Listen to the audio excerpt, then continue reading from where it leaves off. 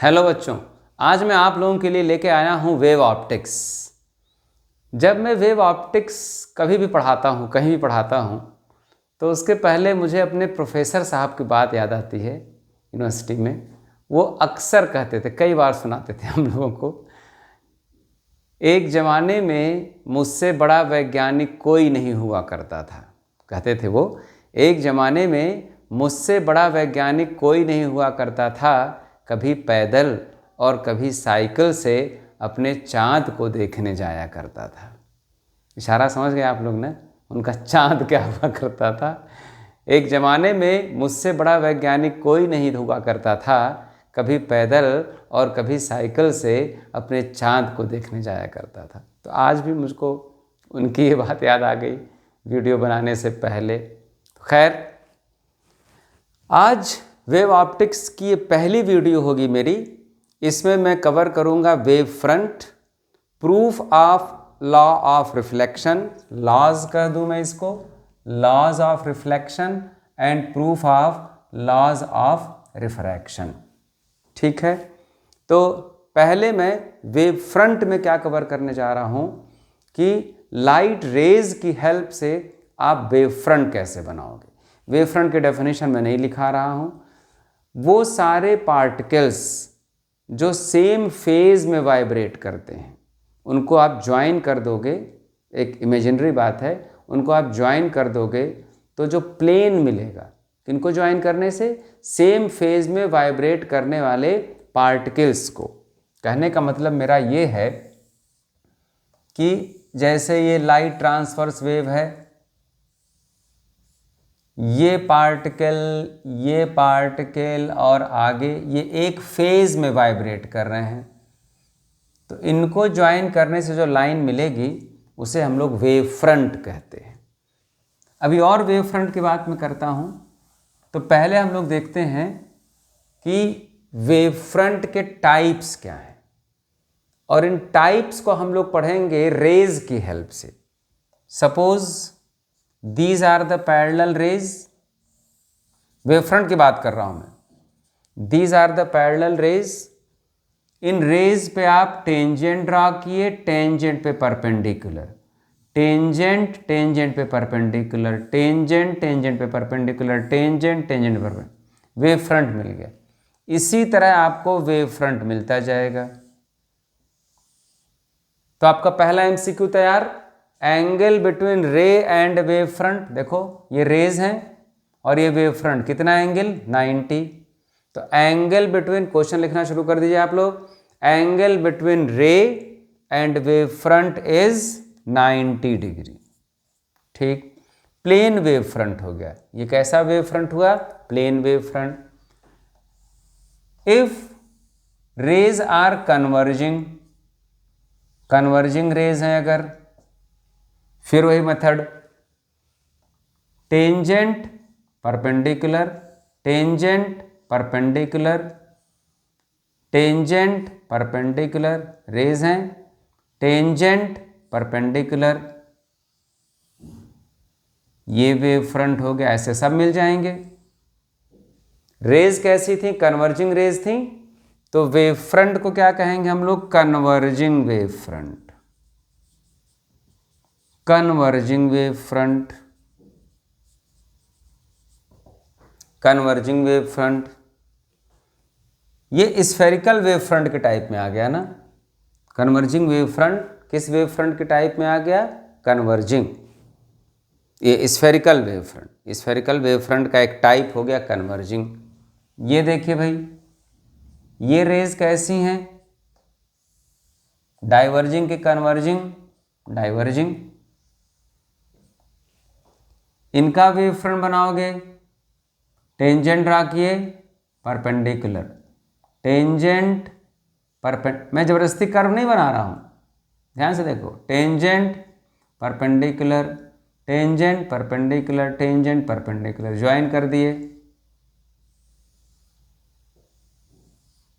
तो यहां पे क्या है, सोर्स है ना, यहां क्या है, सोर्स, सोर्स से लाइट निकल रही है, तो ये डाइवर्जिंग वेव फ्रंट हो गया। डाइवर्जिंग वेव फ्रंट, शॉर्ट में WF कह दे रहा हूं मैं। ओके,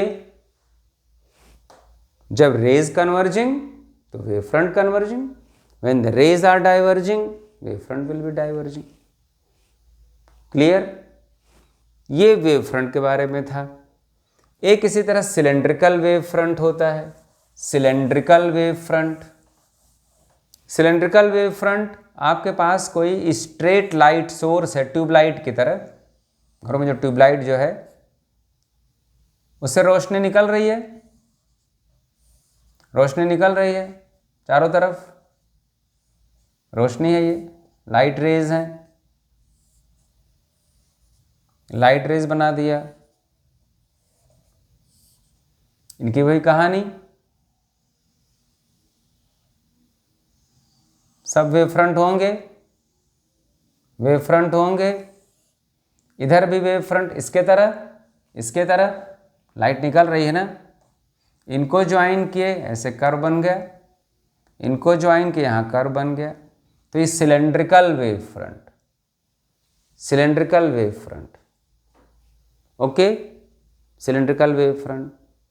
अब इस पे बोर्ड बड़ा एक बेहतरीन क्वेश्चन बनता है बच्चों, क्वेश्चन बनता है, कई पार्ट्स हैं, 2 पार्ट करा देता हूं मैं। Draw wave front for, draw wave front for concave mirror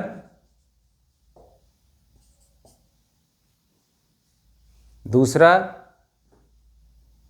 concave lens, concave lens और कॉनकेव मिरर।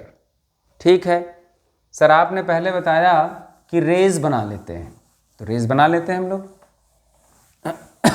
रेज बना लेते हैं। First part answer, concave mirror,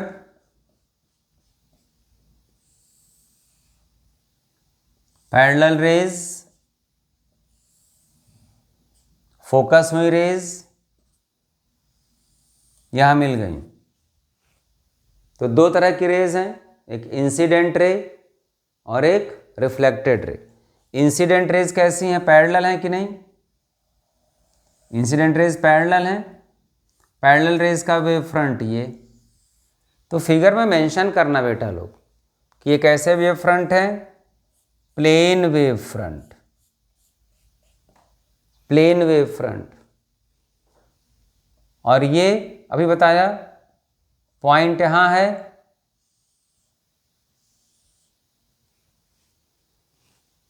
trick है, एक ट्रिक है, अगर पॉइंट यहां है तो कर्व ऐसा बेंड करो, कर्व ऐसा बेंड करें आप लोग कि इस कर्व का सेंटर भी यहीं पड़े। दोबारा सुनो,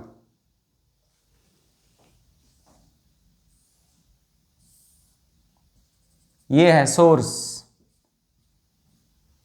अब आप भूल गए वो टेंजेंट परपेंडिकुलर सब भूल गए आप, ट्रिक है, सेंटर यहां मिल रहा है, पॉइंट यहां मिल रहा है ना, कर्व ऐसा बनाओ कि उन कर्व्स का भी सेंटर यहां पड़े। तो क्या ऐसे नहीं, इस तरह बनाओगे तब तो कर्व का सेंटर उधर पड़ जाएगा।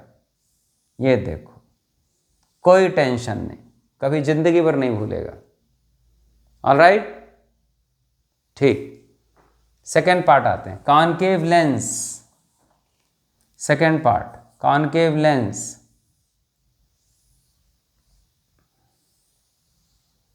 इंसिडेंट रेज, इंसिडेंट रेज बनाया आप, concave lens, diverging lens, concave lens, diverging lens. These rays will appear to come from this point.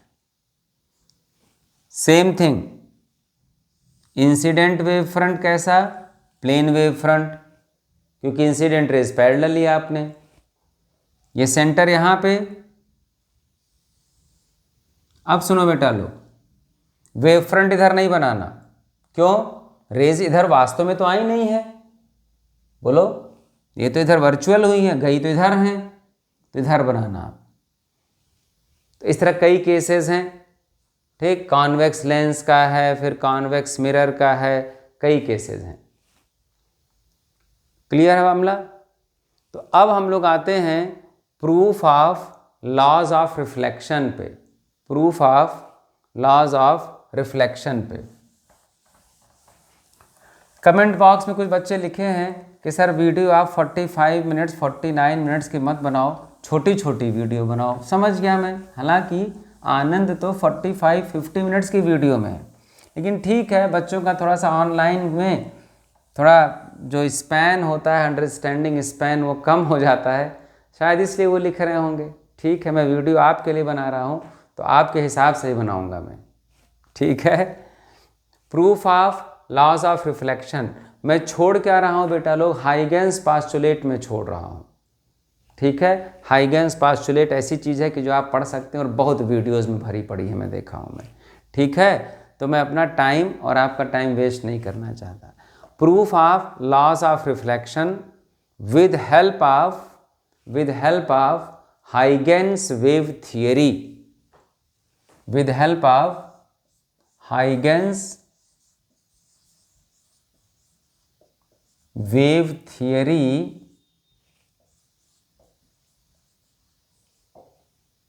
की हेल्प से proof of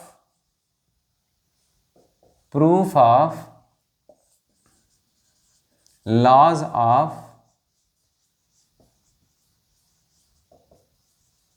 reflection, proof of laws of reflection, ठीक है। देखिए भाई, तो लॉज ऑफ रिफ्लेक्शन तो हम सभी जानते हैं, angle of incidence is equal to angle of reflection, और दूसरा incident ray, normal and reflected ray all meet at same point, all meet at same point. Clear? तो इन्हीं दोनों लॉज को हम लोगों ने प्रूव करना है, ठीक है भाई। तो फिगर बनाते हैं, फिगर बनता है, लॉ ऑफ रिफ्लेक्शन है तो एक प्लेन मिरर बनाता हूँ, थोड़ा बड़ा फिगर बनाना बेटा लोग, प्लेन मिरर बन गया। इंसिडेंट रेज पैरेलल बनाइए, पैरेलल इंसिडेंट रेज बनाइए, पैरेलल बनाइए, बन गई। दोनों रेज के परपेंडिकुलर क्या हो गया, wave front, wave front, wave front, wave front. तो सारी वेव फ्रंट बनाने की जरूरत नहीं है, यहाँ वाली वेव फ्रंट एक बना रहा हूँ, ध्यान देना।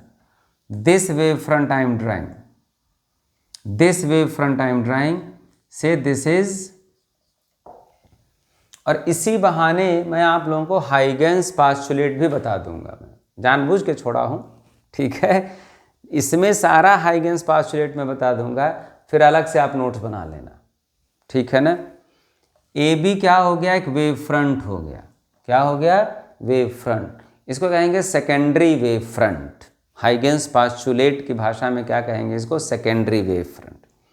वेव फ्रंट कैसे बनता है अभी बताया मैं, पॉइंट्स को ज्वाइन करने से, जो पॉइंट सेम फेज में वाइब्रेट करते हैं उनको ज्वाइन करने से। तो इसका मतलब अगर ये वेव फ्रंट है तो यहाँ सब क्या हैं, पार्टिकल्स हैं, लाइट के पार्टिकल्स हैं ये। तो यहाँ एक पार्टिकल है, यहाँ एक पार्टिकल है, ये पार्टिकल तो मिरर को स्ट्राइक कर गया, ये अभी स्ट्राइक नहीं करेगा, जब ये यहाँ यहाँ यहाँ यहाँ चलते आएगा तब यहाँ स्ट्राइक करेगा। मान लिया इस पार्टिकल को, इसको वेवलेट कहते हैं, ए और बी जो पार्टिकल्स हैं उनको क्या कहेंगे, सेकेंडरी वेवलेट्स, सेकेंडरी वेवलेट्स। तो लैंग्वेज क्या लिखोगे, लिख सकते हो आप, secondary wavelet A strikes the mirror first and B strikes the mirror after time t. Secondary wavelet B strikes the mirror after time t। Okay, secondary wavelets A and B, ये keywords हैं बेटा लोग, ये लिखना है। तो B को C तक आने में t सेकेंड लगा। कितना सेकेंड लगा? t सेकेंड लगा। Suppose speed of light in this medium is c। c speed है, c क्या है? Speed of light. और इसको यहां तक आने में t समय लगा। तो BC दूरी क्या हुई? डिस्टेंस क्या होता है? Speed into time. यहां से यहां तक आने में t टाइम लगा। अब सुनो बेटा लो, इससे तो अभी यहां आना है, लेकिन ये तो पहले स्ट्राइक कर गया। अब ये रिफ्लेक्ट होने की तैयारी शुरू कर दिया। ये किस मीडियम में रिफ्लेक्ट होगा? इसी मीडियम में, जिस मीडियम में स्पीड ऑफ लाइट c है। तो ये पार्टिकल t टाइम में कितना चलेगा? t टाइम में कितना चलेगा? ct ही तो चलेगा। बोलो कितना चलेगा? मतलब distance, speed into time. Speed c है, टाइम t है। कहो सर इसका मतलब BC जितना चला था, BC को जितना यहां भी चलना है, A उतना ही वापस लौट जाएगा t समय में। कहूँगा बिल्कुल सही। तो A t टाइम में कहाँ पहुँचेगा, ये जानने के लिए ये दूरी लो, क्योंकि ये भी क्या है? ct ही है। यहाँ से आर्क लगा दो, आर्क लगा दिए। कितना दूरी का? ct दूरी का। जैसे ही A आर्क के हेड पे पहुंचा, मतलब ct दूरी तय किया,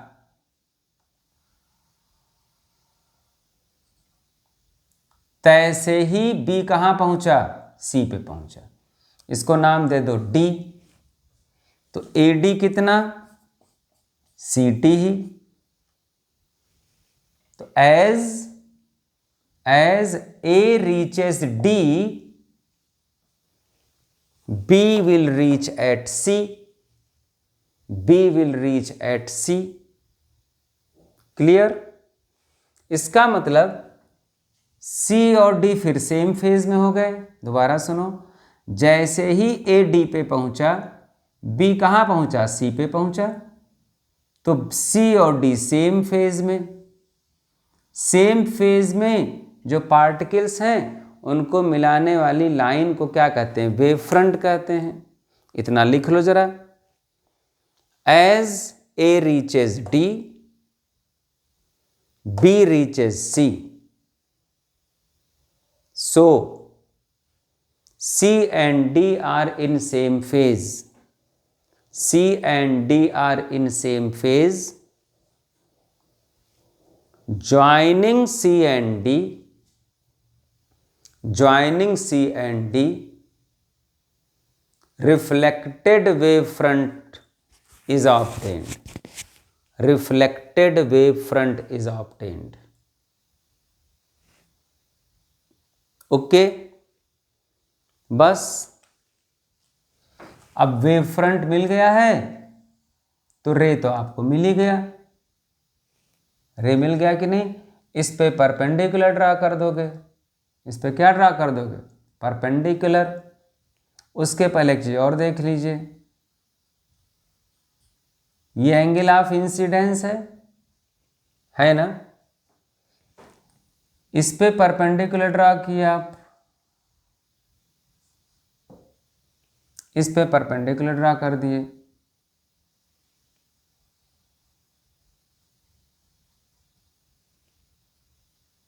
ये नॉर्मल है और ये रिफ्लेक्टेड रे है, तो एंगल ऑफ रिफ्रैक्शन हो गया। ये क्या हो गया?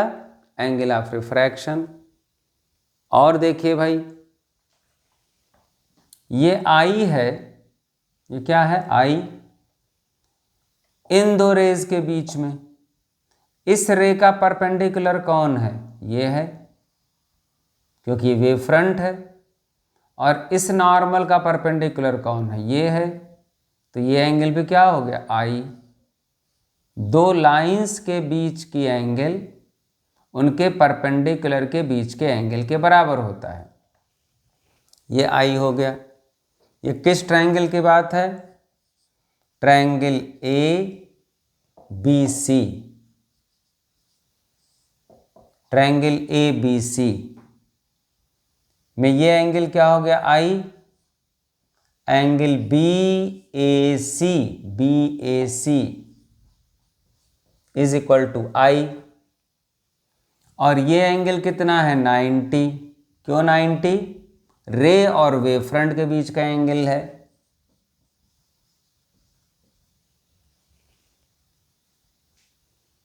ठीक।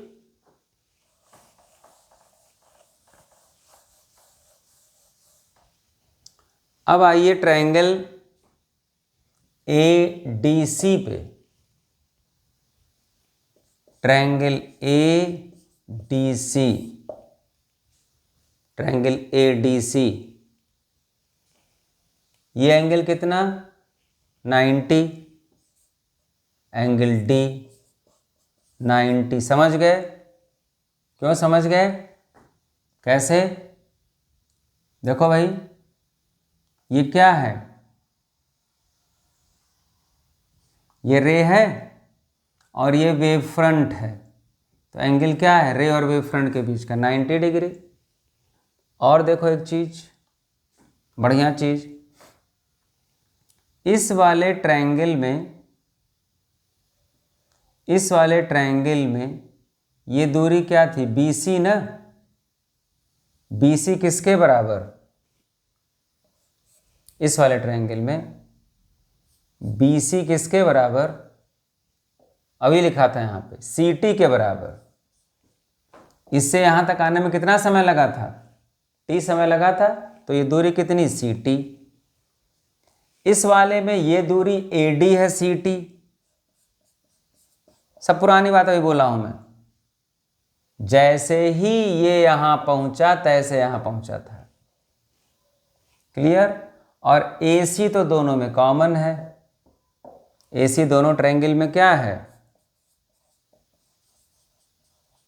AC is common.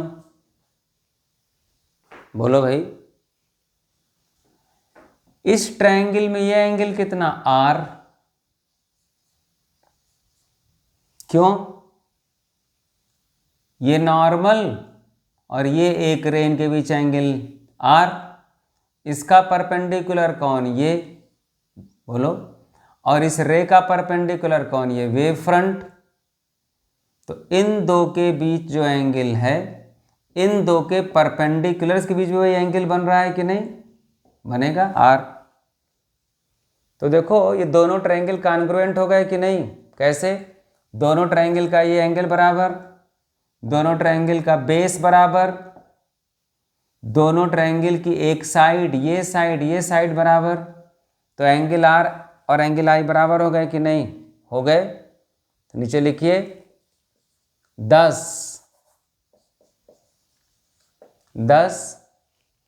Triangle ABC and ADC are congruent.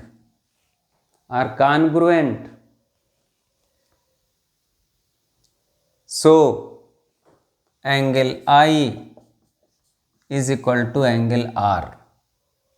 बहुत आसान है, समझाने में टाइम लगा। फिगर समझ गए? ट्रायंगल ABC, समरी दे रहा हूं, ट्रायंगल ABC और ट्रायंगल ADC ध्यान से देखो। दोनों ट्रायंगल का ये साइड एंगल बराबर 90-90। दोनों ट्रायंगल का बेस बराबर AC बराबर, AC बेस है दोनों का। ट्रायंगल ABC का BC डिस्टेंस कितना? CT, speed of light C into time T। Triangle ADC का AD डिस्टेंस कितना? CT। क्योंकि जैसे ही ये यहां पहुंचा यहां आया है तो कॉन्ग्रुएंट हो गए।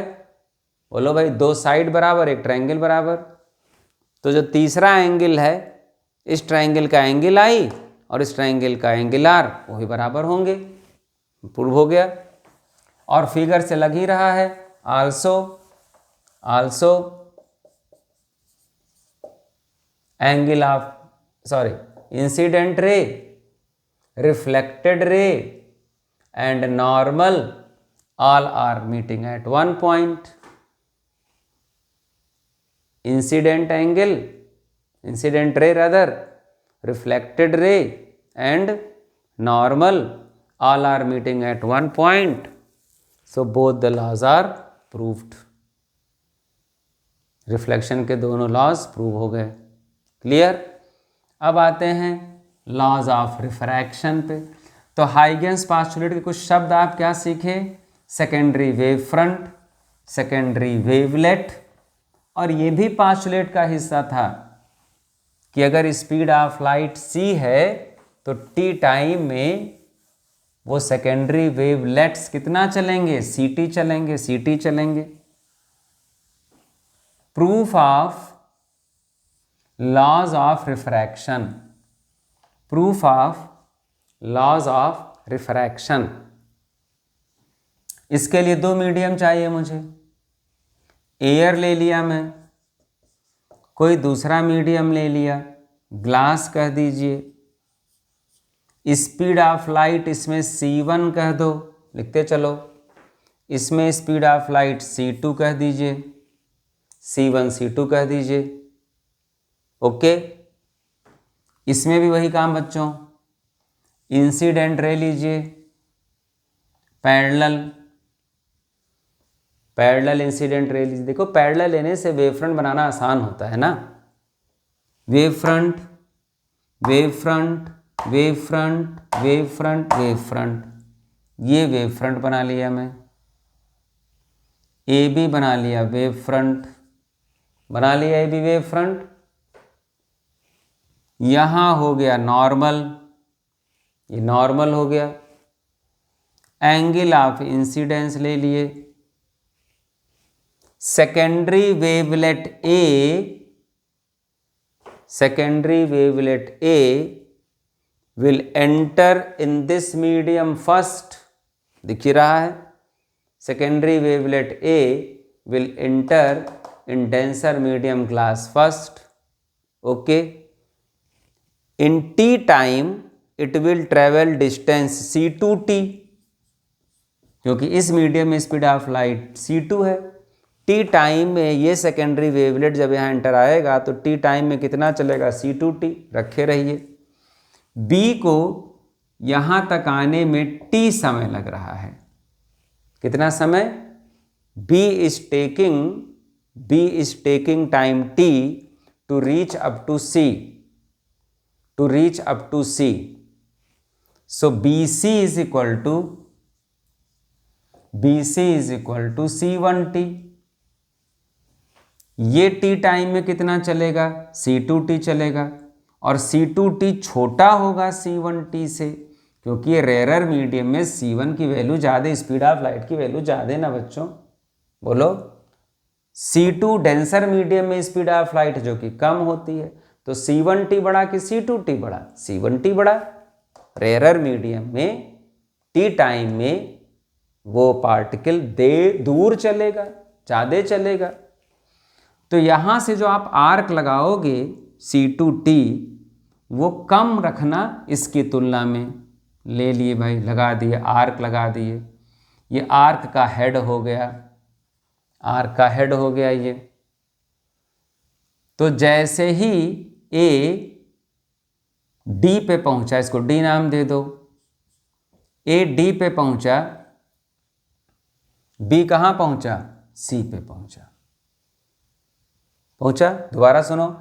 As B reaches C, A will reach at D, लिखते चलना। As B reaches at C, A will reach at D, A will reach at D. Again C and D are in same phase. जैसे ही मैं वहां पहुंचा वो वहां पहुंचा, तो हम दोनों सेम फेज में, सेम फेज मतलब साथ साथ चल रहे हैं। इन दोनों को ज्वाइन किया आपने, क्या मिल गया? रिफ्रैक्टेड वेव फ्रंट, ये मिल गया refracted wave front. C D क्या हो गया? रिफ्रैक्टेड वेव फ्रंट, लिखते चल रहे हैं आप लोग, मान रहा हूँ मैं। जो हमारे बिल्कुल रेगुलर फॉलोअर हो गए उनको पता चल गया सर कैसे पढ़ाते हैं। ठीक, कोई हड़बड़ तड़बड़ काम नहीं चल रहा है। देख रहा हूँ और वीडियोस, वो फटाफट 10 मिनट शॉर्ट, 20 मिनट शॉर्ट। अरे भाई क्या जरूरत है 10 मिनट 20 मिनट शॉर्ट करने की? जो पढ़ाओ कायदे से पढ़ाओ।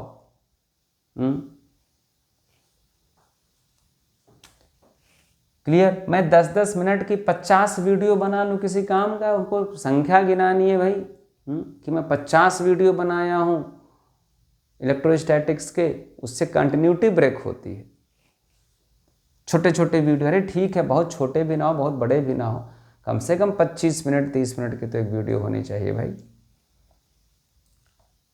ये हो गया इंसिडेंट रे, ये क्या हो गया? रिफ्रैक्टेड। फिर यहां भी नॉर्मल, टुवर्ड्स नॉर्मल ये भी जाएगा। तो ये क्या मिल गया? CD क्या है? दोबारा सुनिए, रिफ्रैक्टेड वेव फ्रंट। ये रेज क्या हैं? रिफ्रैक्टेड रेज हैं। ये नॉर्मल है, ये रिफ्रैक्टेड रे है, तो ये एंगल ऑफ रिफ्रैक्शन हुआ, एंगल ऑफ रिफ्रैक्शन। ये एंगल R, सुनिए क्यों R? फिर वही बात, इस लाइन और इस लाइन के बीच एंगल कितना? R। इन दोनों के परपेंडिकुलर कहीं मिलते हैं आपको इस फिगर में, तो उनके बीच में एंगल R होगा। पुरानी थियरम है, दो लाइंस के बीच के एंगल उनके परपेंडिकुलर के एंगल के बराबर होते हैं। तो इस लाइन का परपेंडिकुलर ये दिख रहा है ना बच्चों, और ये क्या है? ये रिफ्रैक्टेड रे है और ये वेव फ्रंट है। तो ये और ये परपेंडिकुलर के नहीं, रे और वेव फ्रंट हमेशा परपेंडिकुलर होते हैं। तो ये दोनों क्या हो गए? इन दोनों के परपेंडिकुलर हो गए कि नहीं, इसलिए ये भी R, यहां ये भी I। ट्रायंगल ABC दिख रहा है, ट्रायंगल ABC, ट्रायंगल ABC, ये एंगल 90 डिग्री, ये एंगल कितना? 90 degree. Sine I perpendicular by base. Clear? BC कितना है? लिखा भी है फिगर में C1T। AC ऐसे रहने दो बच्चों, AC। आइए ट्रायंगल ADC, ये 90 है, ये भी ध्यान दो। क्यों 90? सर वेव फ्रंट और रे, तो 90। ट्रायंगल नाम दे दूं triangle ADC, triangle ADC। Sine R perpendicular क्या है? AD क्या था? बोल दिया था, लिखा नहीं, C2T। T टाइम में यहाँ पहुँचा था और इस मीडियम में स्पीड ऑफ लाइट C2 थी, तो ये डिस्टेंस क्या हो जाएगा? Speed into time upon AC। AD क्या है? C2T और AC है ही। ठीक है बच्चों, देख लो फिगर एक बार, देख लिए। Sine I by sine R निकालिए, sine I by sine R divide कीजिए, C1T upon AC, sign R ये ऊपर चला गया, AC upon C2T, C1 by C2। Sine I by sine R को सर प्रूव हो गया। Speed of light in one medium upon speed of light in another medium is equal to refractive index sine I by sine R is equal to mu. Prove हो गया। ठीक है, वही बात बार बार कि भाई जो चैप्टर ऑफलाइन में 1 महीने में पढ़ाया जाता है, भले ही मैं वीडियो बना रहा हूँ, लेकिन इस बात को स्पष्ट करना चाहता हूँ कि जो चैप्टर मैं अपनी बात कहूँ कि ऑफलाइन में 1 महीने में चलता है या मान के चलो कि 25 लेक्चर में चलता है, वीडियो 25 की नहीं बन पाती। ये बिल्कुल खुली बात है, कोई इसको कहता है कोई नहीं कहता, मैं स्पष्ट रूप से कह रहा हूँ। क्लियर? लेकिन फिर भी इससे काम हो जाता है। ऑनलाइन और ऑफलाइन में बहुत अंतर होता है। Offline is far better than online, no doubt, ठीक है। लेकिन एक उसका विकल्प, हल्का विकल्प बना जा रहा है। जो बच्चे घर से बाहर नहीं निकलना चाहते, थोड़ा बहुत चाहते हैं कुछ पढ़ लें, लास्ट मोमेंट पे कुछ डैमेज कंट्रोल हो जाए, तो उनका कुछ काम हो जाता है। पूरे सेशन की शुरुआत से अगर आप चाहते हैं कि ऑनलाइन क्लासेज ही आप पढ़ेंगे, तो वो नहीं अच्छा होता है, बिल्कुल नहीं अच्छा होता है। उससे कोई पर्पज़ आपका सॉल्व नहीं होता है। आई बात समझ में? तो ये डैमेज कंट्रोल करने के लिए साल भर बच्चा नहीं पढ़ा है, चलो कुछ पढ़ ले रहा है, क्योंकि फिजिक्स जैसी चीज़ है बुक से पढ़ने से नहीं समझ में आता जब तक तो कोई समझाता नहीं। तो इन्हीं चीज़ों को ध्यान में रखते हुए मैं ये वीडियोज़ बना रहा हूँ। मैं तो वेव ऑप्टिक्स पे मैं केवल 2 वीडियो बना पाऊँगा, मैं स्पष्ट कह रहा हूँ। दूसरी वीडियो मेरी होगी इंटरफेरेंस की और डिफ्रैक्शन की, क्योंकि इंटरफेरेंस और डिफ्रैक्शन का डेरिवेशन नहीं है सिलेबस में। फार्मूलों को समझाऊंगा, उस पर क्वेश्चंस क्या क्या आते हैं आप कर सकते हैं अगर आप ध्यान से पढ़ेंगे। ठीक है, तो अपने स्वास्थ्य का ध्यान रखिए, पढ़ाई कीजिए, खेलिए कूदिए भी बहुत ज़रूरी है। ऑनलाइन गेम्स खेलने की बात नहीं कर रहा हूँ, फिजिकल गेम खेलने की बात कर रहा हूँ। ठीक है, thank you, take good care of your self.